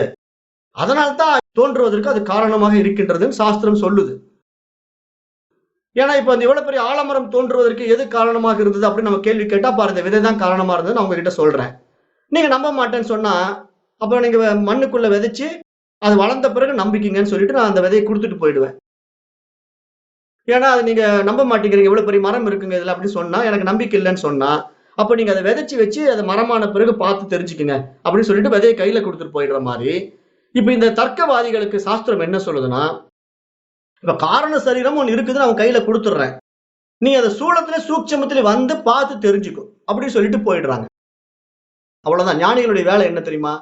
காரண சரீரம்ங்கிற ஒரு மூல விதை இருக்குதுப்பா, பிறவிக்கு ஆதாரமான ஒரு மூல விதை இருக்கிறது, அது உனக்கு தெரியலன்னா நீ தெரிஞ்சுக்கிறதுக்கு முயற்சி எடுத்து இந்த உடம்பு எடுத்து வந்துட்டீங்க இல்லையா, முயற்சி பண்ணி தெரிஞ்சுக்கணும்னு சொல்லிட்டு போயிடுறாங்க.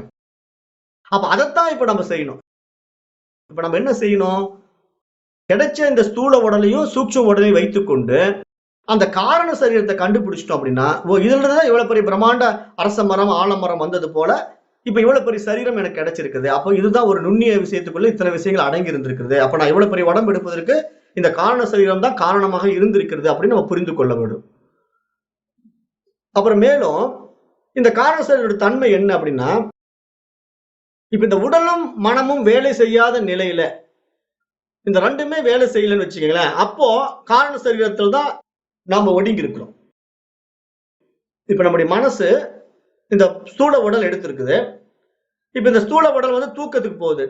தினசரி நம்முடைய வாழ்க்கையில ஒரு ஆழ்ந்த உறக்கம் வருகிறது. அப்ப தூக்கத்துல போகும்போது இந்த விழிப்பு நிலையில நமக்கு எத்தனையோ அனுபவங்கள் இருக்கு. தூக்கத்துல போகும்போது கனவுல சில அனுபவங்கள் அடைகிறோம். ஏன்னா அது வந்து கற்பனையான சில விஷயங்களை கனவுகள் அடைகிறோம். அப்புறம் அந்த கனவு நிலையும் நம்ம தாண்டி என்ன பண்றோம்? நல்ல ஆழ்ந்த உறக்கத்துக்கு போயிடுறோம். அப்படி ஆழ்ந்த உறக்கத்துக்கு போகும்போது தான் இப்ப நம்முடைய மனசு என்ன ஆகுதுன்னா, சூட்சும மனம் அந்த காரணத்தை போய் ஒடுங்கிக்கும். திருப்பி அதனுடைய மூலத்துக்கே போய் ஒடுங்கிடுது. அப்ப அப்படி போய் ஒடுங்கும் போது இந்த உடலுடைய தன்மை அதுக்கு தெரியாது. இது எப்படிப்பட்ட உடம்பா வெளியே வந்துச்சு, இது என்ன மாதிரி மனசுக்கு வெளியே கொண்டு வந்து என்னென்ன விஷயங்களை அனுபவிச்சது, அதுக்கு என்ன மாதிரி உடல் கிடைத்திருக்கிறது அப்படின்னு எதுவுமே தெரியாத ஒரு அறியாமை நிலை இருக்கிறது. அப்ப அந்த இடத்துல இந்த காரணத்தேகத்துக்கு ஒட்டுமொத்த அறியாமையின் தொகுப்பு என்றும் சாஸ்திரம் சொல்லுகிறது. காரணத்தேகத்தை வந்து ஏன் அறியாமைன்னு சொல்லுதுன்னா, அறியாமையின் தொகுப்புன்னு சொல்லுதுன்னா, அந்த காரணத்தேகத்துக்குள்ள போய் மனம் ஒடுங்கும் போது அந்த மனிதருக்கு தான் யார் என்றும் தெரியாது, தன்னிடமிருந்து வெளிப்பட்ட பருவுடலும் தெரியாது.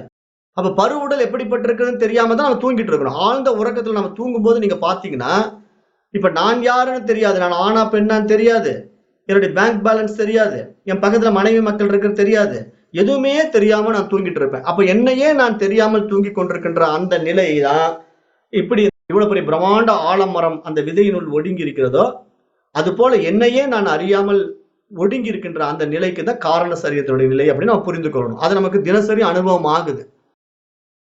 நம்ம தினந்தோறும் அந்த காரண சரீரத்துக்குள்ள போறோம், மறுநாள் அந்த காரண சரீரத்துல இருந்து வெளிப்பட்டுறோம். அப்போ இந்த காரணத்தை நம்ம வெளிப்பற்ற நிலைக்கு தான் நம்ம விழிப்பு நிலைன்னு சொல்றோம். அதே மாதிரி அந்த காரணத்தை அறியறதுக்குள்ள போகாம விழிப்பு நிலைக்கு போகாம இடையில இருக்கிறோம் பாருங்க, அந்த நிலைக்கு வந்து கனவு நிலைன்னு சொல்றோம். அப்ப இந்த விழிப்பு நிலையில ஒரு உலகத்தை பார்க்கிறோம், கனவு நிலையில வேறொரு உலகத்தை படைச்சுக்கிறோம். காரண சரீரத்துக்குள்ள போயிட்டோம்னா இந்த புற உலகமே மறைஞ்சு போயிடுது. எப்படி ஒரு ஆலமரத்தினுடைய விதைக்குள்ள பிரம்மாண்டமான அந்த கிளைகளும் இலைகளும் காய்களும் கனிகளும் மறைந்து போய் இருக்குது, கண்ணுக்கே தெரியாம உள்ள ஒடுங்கி இருக்குது, அந்த விதைக்குள்ளேயே ஒடுங்கி இருக்கு அவ்வளவு பெரிய விஷயமும். அது மாதிரி இந்த ஒட்டுமொத்த பிரபஞ்சமும் அந்த காரணத்தேகத்துக்குள்ளதான் ஒடுங்கி இருக்குன்னு நம்ம சொல்றதுனால நம்ம ஏத்துக்க மாட்டேங்கிறோம். காரணம் என்ன, நமக்கு புரிய மாட்டேங்குது. மேலோட்டமா சொல்றோம் இந்த ஹோல் யூனிவர்சல் வித்தின் யூ அப்படின்னா நம்ம ஏத்துக்க மாட்டேங்கிறோம். ஏன்னா எப்படிங்க, ஏன் இவ்வளவு பெரிய பிரம்மாண்ட பிரபஞ்சம் எனக்குள்ள இருக்குன்னு சொல்றீங்க, என்னங்க பேசுறீங்க? நான் இருக்கிற உடம்பு என்ன சைஸ், இந்த பிரம்மாண்டமான இந்த பிரபஞ்சம் எவ்வளவு பெரிய சைஸ், இது போய் எங்கிட்ட இருக்குன்னு நீங்க சொல்றீங்கன்ட்டு உங்களுக்கு மனசு இருக்கிறதுனால என்கிட்ட இந்த கேள்வி கேட்கறீங்க. இப்படி ஒரு கேள்வி சொல்றீங்களே, உங்களுக்கு நியாயமான்னு கேட்கறீங்க. ஆனா அதே அந்த ஆலமர விதை இந்த கேள்வி கேட்குமா?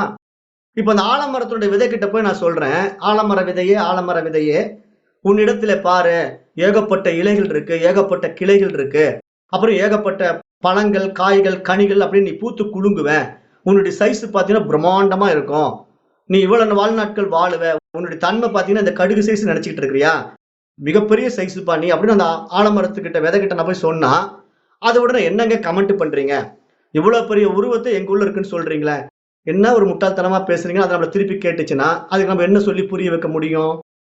விதைக்கு புரிய வைக்க முடியாது.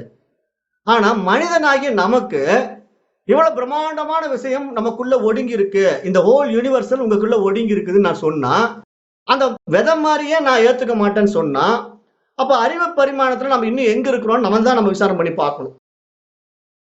ஏன்னா நம்ம வளர்ந்து வந்த அறிவு பரிமாணத்துல ஒரு மிருகத்துக்கிட்டயோ ஒரு தாவரத்துக்கிட்டயோ போய் இதெல்லாம் எக்ஸ்பிளைன் பண்ணி புரிய வைக்க முடியுமா இவ்வளவு பெரிய பாடத்திட்டத்தை? இது எவ்வளவு ஒரு முக்கியமான பாடம், எப்படிப்பட்ட ஒரு தன்னைத்தான் அறிந்து தன்மயமாகக்கூடிய ஒரு மிகப்பெரிய விஷயத்த பேசிக்கிட்டு இருக்கு சாஸ்திரம். அப்ப இப்படிப்பட்ட ஒரு பிரம்மாண்ட விஷயத்த நீ அவ்வளவு பெரிய ஒரு உருவம்பா, உன்னுடைய தேகத்துக்குள்ள ஒடுங்கி இருக்கிற அந்த காரண தேகத்துக்குள்ள போய் இந்த பிரபஞ்சத்தையே நீ ஒடுக்கி வச்சிட்டு இருக்க, நீ வந்து எப்ப விழிப்பு நிலைக்கு வரியா அப்ப இந்த பிரபஞ்சம் உனக்கு விரிஞ்சிடுதுப்பா, திருப்பி நீ அதுக்குள்ள போய் ஒடுங்கிட்டுனா அப்படியே அந்த பிரபஞ்சம் உள்ள போய் ஒடுங்கிடுதுப்பா அப்படின்னு சொன்னா நம்மளால ஏத்துக்க முடியல. அப்படின்னா இன்னும் வேற எப்படித்தான் அதை சொல்லி புரிய வைக்கிறதுன்னு எனக்கும் தெரியல. ஏன்னா இத்தனையோ வருஷங்கள் மகான்கள் இப்படித்தான் சொல்லிக்கிட்டே இருக்கிறாங்க. எல்லா மகான்களும் வந்து இதை வந்து மக்களுக்கு புரிய வைக்கணும், எப்படியாவது எடுத்து கொடுக்கணும் அப்படின்ட்டு பல பாணியில பலவிதமான விஷயங்களை கையாண்டு கையாண்டு பல ஓமானங்களை கொடுத்து இப்படி எல்லாம் புரிய வைக்கிறாங்க. இப்ப நான் உங்களுக்கு ரொம்ப எளிமையான ஓமானங்களை கொடுத்து புரிய வைக்கிறதுக்கு தான் இவ்வளவு முயற்சி எடுத்துக்கிட்டு இருக்கேன். அப்ப அப்படி பார்க்கும்போது இப்ப ரொம்ப சயின்டிபிக்கலாவும் நான் உங்களுக்கு புரிய வைக்கிறதுக்கு கஷ்டப்படுத்தல, இல்ல ரொம்ப சாஸ்திர ரீதியாவும் ரொம்ப சமஸ்கிருதத்துல போட்டு உங்களை நான் குழப்பல. ஏன்னா இப்போ வேதாந்த பாடங்கள் படிக்க போறவங்க எல்லாம் என்ன பண்ணுவாங்கன்னா சாஸ்திரம் பயங்கரமா தெரிஞ்சிருக்கணும், சமஸ்கிருத மொழி தெரிஞ்சிருக்கணும், அப்பதான் நம்ம இதெல்லாம் கத்துக்க முடியுங்கிற மாதிரி கவலைப்படுவாங்க. இப்ப நான் என்ன பண்ணிட்டேன், அந்த மாதிரி கவலையெல்லாம் வேண்டாம், நான் பட்ட கஷ்டமெல்லாம் நீங்க படாதீங்க, ரொம்ப லகுவா எளிமையா உங்களுக்கு புரிய வச்சிடறேன், எளிய தமிழ்ல ரொம்ப மேலோட்டமா உங்களுக்கு புரிய வச்சிடறேன் அப்படின்னு சொல்லி இப்ப நான் உங்களுக்கு புரிய வைக்கிறேன். அப்ப என்ன இங்க புரிந்து கொள்ளணும்னா, அந்த காரண சரீரத்துக்குள்ள எப்படி உங்களுடைய ஸ்தூல உடல் ஒடுங்கி இருக்கிறதோ, உங்களுடைய சூட்சும உடல் ஒடுங்கி இருக்கிறதோ, இப்ப இந்த ஸ்தூல உடலும் சூட்சும உடலும் ஆழ்ந்த உறக்கத்தில் போகும்போது இந்த உலகமே ஒடுங்கி போகுதோ, அது மாதிரி இந்த ஹோல் யூனிவர்சலே உங்களுக்குள்ளதான் இருக்குது. ஏன்னா அந்த காரண தேகத்துக்குள்ளேயே இவ்வளவு பெரிய பிரம்மாண்டம் ஒடுங்கி இருக்கிறது. அப்ப இவ்வளவு பெரிய பிரம்மாண்டம் ஒடுங்கி இருக்கிறது தனிப்பட்ட ஒருத்தர்கிட்ட தான் ஒடுங்கி இருக்குன்னு சொன்னா உங்களால ஏத்துக்க முடிய மாட்டேங்குது. ஏன் அப்படின்னா இப்ப நான் சொல்றேன் உங்ககிட்ட தாங்க இந்த யூனிவர்சலே இருக்கு, நானெல்லாம் அதுல ஒரு பார்ட்டுன்னு சொல்றேன். நீங்க என்ன சொல்றீங்க, என்னங்க அப்ப இவ்வளவு பெரிய பிரம்மாண்டம் இருக்குது, நீங்க இருக்கீங்க, நான் இருக்கிறேன், என் மனைவி இருக்கிறா, எத்தனை பேரை நான் பாக்குறேன், எங்குள்ள ஒடுங்கி இருக்குன்னு நீங்க சொல்றீங்கன்னு கேட்கிற மாதிரி கேக்குறீங்க. இப்ப திருப்பி அந்த விதைக்கிட்டே போவோம். இப்ப அந்த விதைக்கிட்ட பாத்தீங்கன்னா இவ்வளவு கிளைகள் இருக்குது, இவ்வளவு இலைகள் இருக்குது, இவ்வளவு கனிகள் இருக்குது அப்படின்னு நான் சொன்னா அது ஒத்துக்க மாட்டேங்குது. இல்ல அது எப்படி இவ்வளவு பெரிய உடம்புக்குள்ள இத்தனை கனி தனித்தனியா, அந்த கனி வேறங்க, இந்த கனி வேறங்க, அந்த காய் வேறங்க, இந்த காய் வேறங்கன்னு அந்த விதை சொல்லுச்சுன்னா அது அதனுடைய அறியாமை தானே. நல்லா யோசனை பண்ணி பாருங்க. அந்த விதைக்குள்ள இருந்துதான் ஒரு செடி வந்து ஒரு மரமாகி பிரம்மாண்ட ஆலமரமாக மாறி அந்த பிரம்மாண்ட ஆலமரத்தினுடைய விழுதுகள் வேற கீழே இறங்கி கிட்டத்தட்ட ஒரு ஏக்கர்ல அந்த இடத்த ஆக்கிரமிச்சுக்கிட்டு இருக்குது. அடையாறு ஆலமரம் எல்லாம் பாத்தீங்கன்னா அப்படியே பிரம்மாண்டமா ஒரு இடத்த பிடிச்சிக்கிட்டு இருக்கும். அப்ப அப்படிப்பட்ட ஒரு பிரம்மாண்ட மரம், அவ்வளவு ஒரு பிரம்மாண்டமான ஆலமரம் ஒவ்வொன்னு தனித்தனின்னு சொல்லுது. அது வேறங்க, அந்த காய் வேறங்க, இந்த காய் வேறங்க, அந்த இலை வேறங்க, நான் இல்லைங்க அதுன்னு சொல்லுது. காரணம் என்ன? புரியல.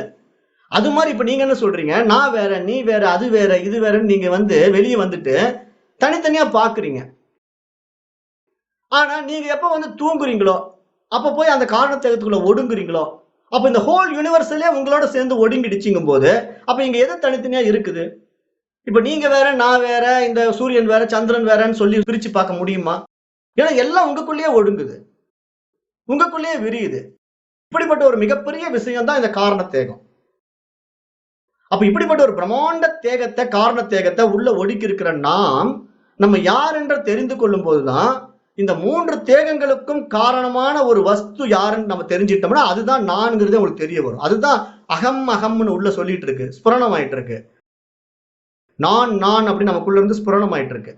அது இருப்பதினால்தான் இந்த பிரபஞ்சமே இருக்கிறதுன்னு சாஸ்திரம் சொல்லுது. நான் இருப்பதினால்தான் இந்த பிரபஞ்சம் இருக்கின்றது, நான் இல்லாவிட்டால் இந்த பிரபஞ்சம் வந்து விடுமா அப்படின்னு கேள்வி கேட்குது சாஸ்திரம். நமக்கு புரிய மாட்டேங்குது. அது எப்படிங்க நான் வந்தா பிரபஞ்சம் வந்துருமா அப்படின்னு நமக்கு நினைக்கிறோம். அப்ப இந்த இடத்துல புரிஞ்சுக்கணும். அப்ப நான் எங்கிருந்து தோன்றியது, எதிலிருந்து தோன்றியது அப்படின்னு நம்ம தெரிஞ்சுக்கிட்டோம்னா அந்த சோர்ஸுக்கு நம்ம போயிடலாம். நானே தான், அந்த சோர்ஸே நான் தான். நான் தான் இங்க நான் சொல்லுவேன். ஆனா நான் நினைத்துக் கொண்டிருக்கின்ற இந்த நான், இந்த உடல் நான் அல்ல, இந்த மனமோ நான் அல்ல. இந்த உடலுக்கும் மனதிற்கும் ஆதாரமான காரண தேகத்துக்குள்ளே ஒடுங்கி இருக்கக்கூடிய அந்த விஷயத்தையும் தெரிந்து கொண்டவன் நான். ஏன்னா காரண தேகத்துக்குள்ள நான் ஒடுங்கி இருக்கிறேங்கிறத எனக்கு தெரியும். அப்படிப்பட்டவன் நான். அந்த இடத்துக்கு போகணும். இந்த 3 தேகங்களையும் தாண்டி வெளியிருந்து பார்க்கணும் உங்களுடைய தேகத்தை. இந்த விதைக்குள்ள இவ்வளவு பெரிய பிரம்மாண்ட மரம் இருப்பதை அந்த விதை வெளியிருந்து பார்த்தா தான் எனக்குள்ள இவ்வளவு பெரிய பிரம்மாண்ட மரம் இருக்குன்னு தெரியும். அப்ப எப்படி அதை பார்க்கணும்? நான் அந்த விதையை பார்க்கிறேன். அந்த விதைக்குள்ள இவ்வளவு பெரிய பிரம்மாண்ட மரம் இருப்பதை நான் உணர்கிறேன். எனக்கு தெரியுது. ஆமா, இவ்வளவு பெரிய பிரம்மாண்ட மரம் இருக்கிறது, எனக்கு சத்தியம் அது. ஆனால் இப்பொழுது அது விதையாக ஒடுங்கி இருக்கிறது. அது எப்ப வெளிப்படுமோ அப்ப பிரம்மாண்டமான ஆலமரம் வெளிப்படும். அப்படிங்கிற தன்மையை நான் எப்படி பார்க்கிறேன்? விதையை வெளியிருந்து பார்க்கறதால அப்படி நான் நினைச்சுக்கிறேன். இப்ப நீங்க அப்படிதான் பார்க்கணும். இப்ப நீங்க எப்படி வெளியே வரணும்னா, இப்ப இந்த பருவுடல் நான் அல்ல, இந்த மனம் நான் அல்ல. இதெல்லாம் அனாத்மா விஷயங்கள். இப்ப நம்ம என்ன சப்ஜெக்ட் பார்த்துட்டு இருக்கிறோம்? ஆத்மா அனாத்மா விஷயங்களை பார்த்து கொண்டிருக்கிறோம்.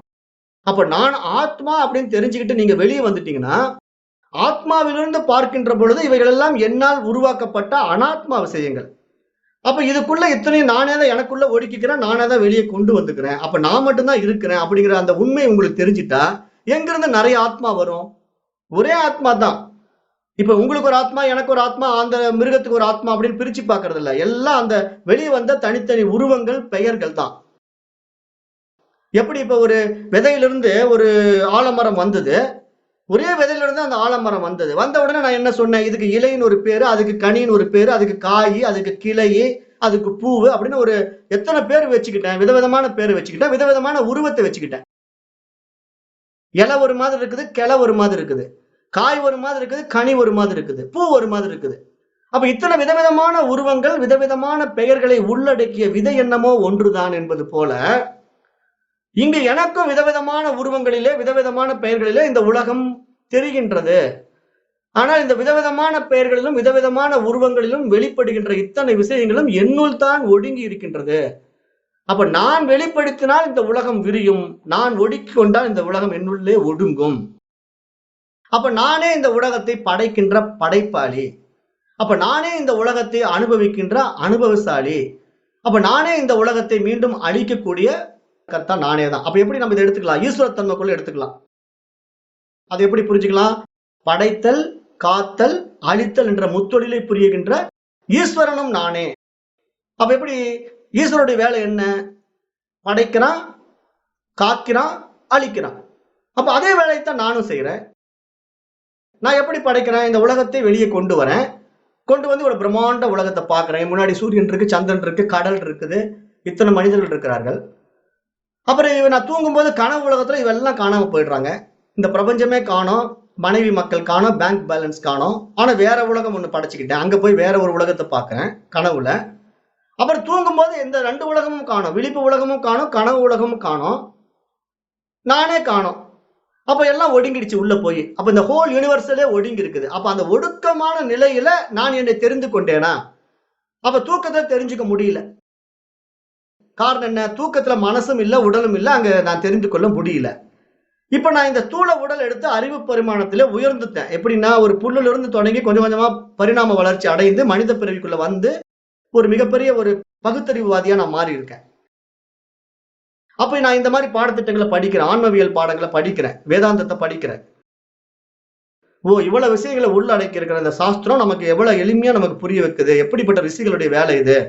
மிகப்பெரிய ரிஷிகள் நமக்கு எவ்வளவு எக்ஸ்பிளனேஷன் கொடுத்திருக்காங்க, எப்படி புரிய வைக்கிறாங்க.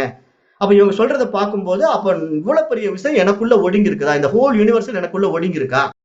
அப்ப உண்மையிலே நான் யார்? இந்த ஸ்தூல உடலா, சூட்சும உடலா, இல்ல இந்த ஸ்தூல உடலும் சூட்சும உடலும் தோன்றுவதற்கு காரணமான காரண உடலா நான் அப்படின்னு பார்த்தா, இல்ல, இந்த 3 உடலுக்கும் அப்பாற்பட்டவன் நான். அப்ப இந்த 3 உடலுக்கும் அப்பாற்பட்ட நான் யார் அப்படின்னு நமக்குள்ள கேள்வி எழுந்தா, நான் தான் அந்த அறிவு, நான் தான் அந்த ஆன்மா.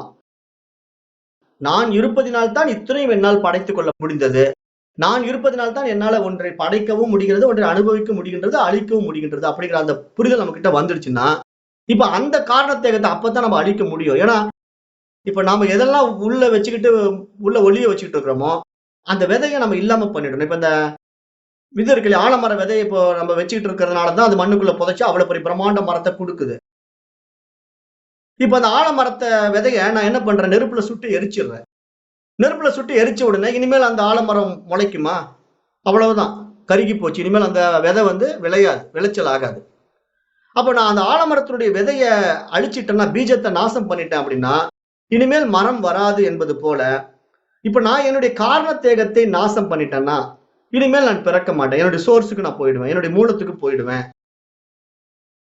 அப்ப நான் என்னுடைய காரணத்தேகத்தை நாசம் செய்ய வேண்டும் என்றால், ஒழிக்க வேண்டும் என்றால், நான் எப்படி, என்ன முறையில் அதை ஒழிக்கணும்? அதற்கான ஞானம் என்னிடத்திலே வரணும். ஏன்னா, இங்க நெருப்பு எப்படி சுட்டெரிக்கிறதோ அந்த விதையை, அது போல இங்கு நானே அந்த அறிவு, ஆன்மா என்று என்னை நான் உணர்கின்ற பொழுது மட்டும்தான் இந்த ஹோல் யூனிவர்சலை என்னால சுட்டெரிக்க முடியும். ஏன்னா, இதெல்லாம் என்னிடத்திலிருந்து வந்து என்னிடத்திலேயே ஒடுங்குகின்றதுங்கிற அந்த மிகப்பெரிய தன்மை எனக்கு மலரும். அதுதான் ஞானிகளுடைய நிலைப்பாடு. அதுதான் ஆத்ம ஞானம். அந்த ஆத்ம ஞான அனுபவம்ங்கிறது என்னன்னா, இவ்வளவு ஒரு விஷயத்தை எனக்குள்ள நான் உணர்ந்தேன்னா, அது எப்படிப்பட்ட ஒரு சந்தோஷத்தை கொடுக்கும்னு நினைச்சு பாருங்க. அது அவரவர்கள் அனுபவிக்க வேண்டிய விஷயம் சாஸ்திரம் சொல்லுது. சாஸ்திரம் என்ன சொல்லுதுன்னா, இப்படிப்பட்ட ஒரு பிரம்மாண்டத்தை நானே படைக்கிறேன், நானே அனுபவிக்கிறேன், நானே அழிக்கிறேன். அப்ப என்னுடைய உண்மைத்தன்மை என்ன? என்னுடைய சுயரூபம் என்ன? என்னுடைய சொரூபம் என்ன? நான் ஒரு மிகப்பெரிய அறிவு, சச்சிதானந்த சொரூபம் தான் நான். அப்ப நான் மட்டும் தான் இருக்கிறேன். என்னால் உருவாக்கப்பட்டவைகள் இத்தனையும். அப்ப எப்படி இது ஒன்னோடு ஒண்ணு கலந்து உறவாடுது? எப்படி ஒன்னோடு ஒண்ணு பேசுதுன்னா, திருப்பி நீங்க அந்த விதைக்கிட்டே போங்க. விதைக்கிட்டே போய், இப்ப பக்கத்துல ஒரு பூ இருக்குது, இன்னொரு பூ மரத்துல பூத்து குலுங்குது. காத்தடிக்கும் போது 2 பூவும் ஒன்னோடு ஒண்ணு போய் உரசிக்குது. இப்ப அந்த 2 பூவும் காத்துனால போய் ஒண்ணுக்கு ஒண்ணு டச் பண்ணுது, சந்தோஷம் அடையுது, மகரந்த சேர்க்கை நடக்குது, என்ன வேணா நடக்கட்டுமே. அப்ப இந்த புறத்துல நடக்கக்கூடிய இந்த விஷயங்கள் பஞ்சபூதங்களுடைய அடிப்படையில நடந்தாலும் கூட, அந்த அசைவு என்ற ஒரு நிகழ்வு அந்த ஒரு விதையிலிருந்து வெளிப்புறத்தில் இருக்கக்கூடிய சம்பந்தப்பட்ட விஷயங்களோட சேரும் போதுதான் நடக்குது. விதைக்குள்ள இருக்கிற வரைக்கும் அது நடக்கல. அது மாதிரி இங்க நான் ஆன்மாவாக இருந்த வரைக்கும் எனக்கு எந்த அசைவும் இல்லை. நான் எப்ப வெளியே வந்து மனமாக மாறிவிட்டேனோ அப்ப எனக்கு எல்லா அசைவுகளும் வந்துடுது. பஞ்சபூதங்களோட தொடர்பு வைத்துக் கொண்ட உடனே எனக்கு எல்லா அசைவுகளும் வந்துடுது. அதனாலதான் இந்த மனம் அசைகிறது.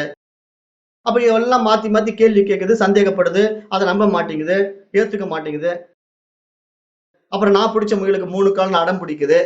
அப்புறம் அவர் சொல்றது சரியில்லை, இவர் சொல்றதுதான் சரியா இருக்கும்னு ஒரு மாதிரி அடமெண்டா இருக்கு. அப்ப இதெல்லாம் என்ன காரணம்? ஒவ்வொருத்தரும் ஒவ்வொரு விதமான விஷயங்களை உள்வாங்கி கொண்டு ஒரு மாதிரி பாதையில பயணித்துக் கொண்டிருப்போம். அப்ப நான் செய்யறதுதான் சரிங்கிற ஒரு பிடிவாத குணம் இருக்கிறவங்க கிட்ட போய் அது இல்லப்பா இதுதான் சரின்னு சொன்னா புரிந்து கொள்வாங்களா? புரிந்து கொள்ள மாட்டாங்க. அப்ப அவங்களுக்கு தான் இந்த சாஸ்திரம் என்ன சொல்லுதுன்னா, அடிப்படை தகுதியை நீ உருவாக்கணும். ஃபர்ஸ்ட் எல்லாவற்றையும் நீ புரிந்து கொண்டு ஏற்றுக்கொள்ள பக்குவத்தை வந்துக்கோ. இந்த மாதிரி பாடத்திட்டங்களை படிக்க வரும்போது எம்டி டம்ளரா வா. ஏற்கனவே ஏகப்பட்ட விஷயங்களை உள்ள வச்சுக்கிட்டு அதோட இதை கம்பாரிசன் பண்ணாத. காலி டம்ளரா வந்தீங்கன்னா நம்ம ஊத்துற தண்ணி கொஞ்சம் கொஞ்சமா நிறைஞ்சி கொடுக்கக்கூடிய விஷயங்கள் உள்ள போகும். ஏற்கனவே ஃபுல்லா டம்ளர் நிறைய தண்ணியை கொண்டு வந்து வச்சுக்கிட்டு தண்ணி ஊத்துங்கன்னா அது மேல தண்ணி ஊத்துனா என்ன ஆகும்? நிறைஞ்சி வழிஞ்சிடும்.